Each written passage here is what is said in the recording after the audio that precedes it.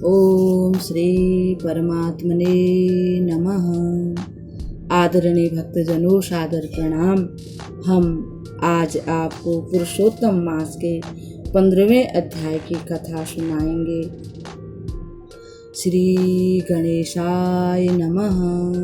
श्री सद्गुरुदेवाय नमः। श्री सरस्वते नमः। आदरणीय भक्तजनों, 14वें अध्याय में जो राजा हैं उन्होंने भगवान की तपस्या की और भगवान उन पर प्रसन्न होकर के वर देने के लिए उनके पास प्रकट हो गए। और अब हम 15वें अध्याय की कथा को सुनेंगे कि भगवान ने उस ब्राह्मण को किस प्रकार से वर दिया और उस ब्राह्मण ने किस प्रकार से भगवान से वर प्राप्त किया। नारद जी श्री नारायण भगवान से पूछते हैं कि हे प्रभु, अब आगे की कथा हमें अच्छी प्रकार से सुनाने की कृपा करें।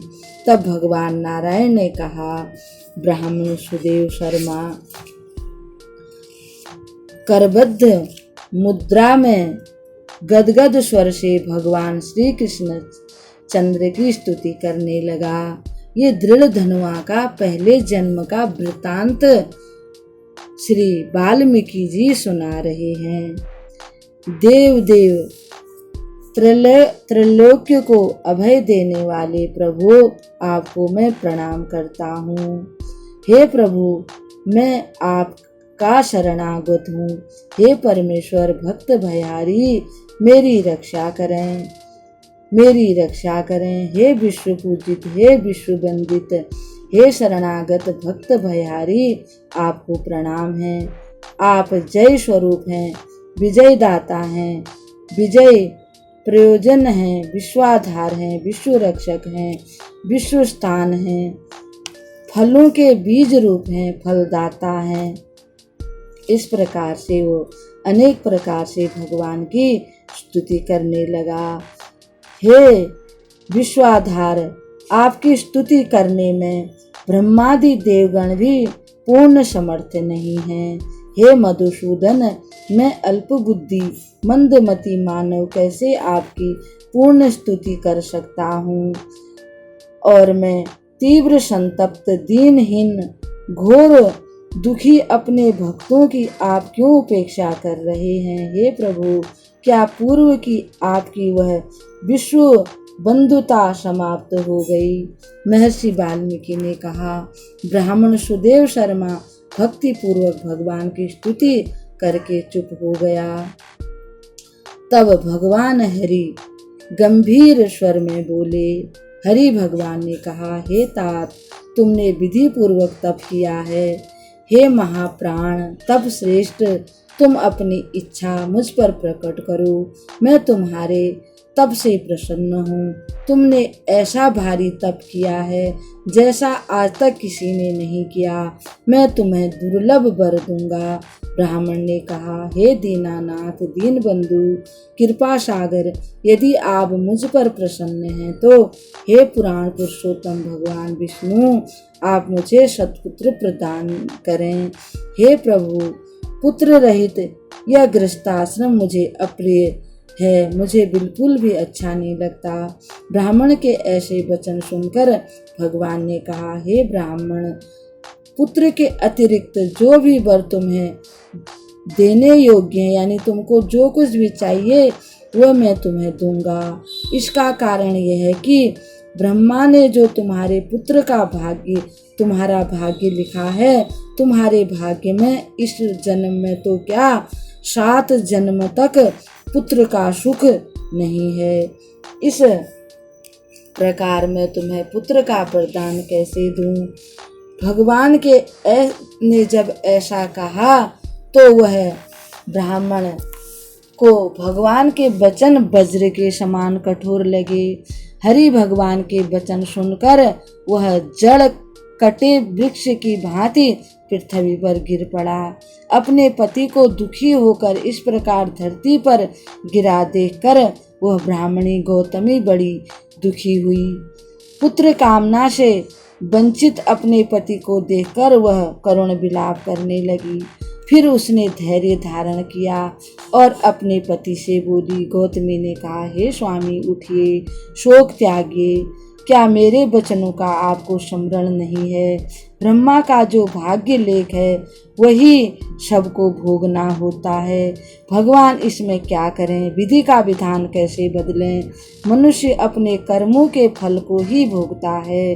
भाग्यहीन पुरुष का पुरुषार्थ इस प्रकार से है, जैसे कोई मर रहा हो, अंतिम सांस ले रहा हो, उसको दवाई दी जाए तो वह दवाई व्यर्थ हो जाती है। ऐसा ही भाग्यहीन का भी भाग्य होता है। भाग्य के प्रतिकूल होने पर समस्त पुरुषार्थ भी व्यर्थ हो जाते हैं। जैसे हमने तपस्या की, अब हमारा भाग्य ही ऐसा है। वेदों में जप, तप, सत्य, व्रत, यज्ञ, दान इत्यादि की उपेक्षा हरि भगवान की उपासना को उत्तम माना गया है, किंतु भाग्य बल इससे भी अधिक बलवान है। अतः हे नाथ, सब ओर से अपने विश्वास को हटाकर भगवान का ही आप ध्यान कीजिए, भगवान को ही प्रसन्न करें। हरि का भजन करने से हमारे मन में शांति हो जाएगी। अब गौतमी ब्राह्मणी के शोक भरे वचनों को सुनकर गरुड़ जी सुन रहे थे। भगवान गरुड़ पर विराजमान होकर आए थे और बड़े दुखी होकर कांपते हुए गरुड़ जी ने भगवान विष्णु से कहा, हे प्रभु, शोक में डूबी ब्राह्मणी तथा नेत्रों से आंसू बहाते हुए इस ब्राह्मण को आप देखकर, हे दीनानाथ, दया सागर, भक्त भयहारी, भक्त दुख भंजन, आपकी दया आज कहाँ चली गई? हे प्रभु, आप वेदों और ब्राह्मणों के रक्षक स्वयं साक्षात विष्णु हैं। इस समय आपकी दया करुणा कहाँ चली गई है? भक्तों को देने के लिए आपके पास सभी प्रकार की आपके पास सामर्थ्य है, शक्ति है, तथापि हे प्रभु, आपके भक्त आपकी भक्ति को त्याग कर किसी प्रकार की भी कामना न करते हुए अष्ट सिद्धियां, नौ निधियां भी उनके आगे आती हैं तो उनका त्याग करके आपकी आराधना ही करते हैं। आपकी भक्ति ही भक्तों को अच्छी लगती है। तब इस ब्राह्मण की पुत्र कामना पूर्ण करने में आपको क्या आपत्ति है? जैसे कोई राजा किसी को हाथी दान कर देता है तो अंकुश देने में क्या दुख होगा, क्या कष्ट होगा। इसलिए आज आपको इनको पुत्र दान अवश्य देना चाहिए, नहीं तो संसार में एक ऐसा संदेश जाएगा कि जब भाग्य का लिखा ही भोगना है तो फिर पूजा पाठ क्यों करनी है, भगवान की भक्ति क्यों करनी है, तपस्या क्यों करनी है। ऐसी एक परंपरा प्रचलित हो जाएगी। आपकी कोई भक्ति नहीं करेगा, आपकी भक्ति लोप हो जाएगी। हे प्रभु, आप कुछ भी करने में अथवा न करने में पूर्ण स्वतंत्र हैं। आपकी यह शक्ति विश्व विख्यात है। आपकी यह शक्ति आज इस ब्राह्मण को पुत्र देने के कारण समाप्त हो रही है।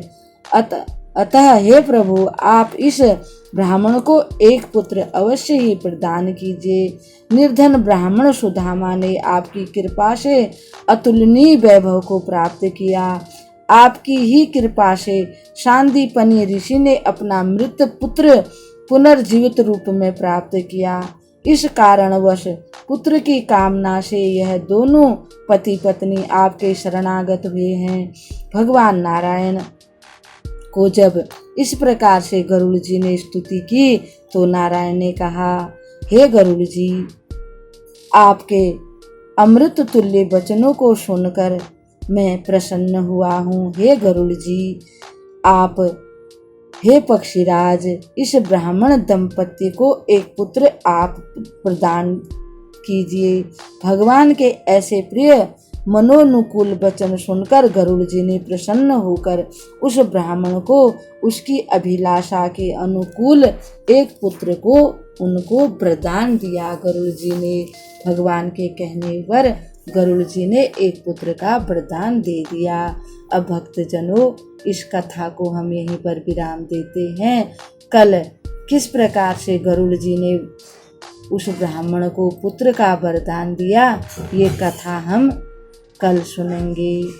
आज की कथा को यहीं विराम करते हैं। इति श्री बृहद नारदी पुराणे पुरुषोत्तम मास महात्मने दृढ़ धनो व्याख्याने श्री नारायण नारद संवादे सुदेव वर प्रदान नाम पंचोदशो अध्याय समाप्तः। ओम शांति शांति शांति।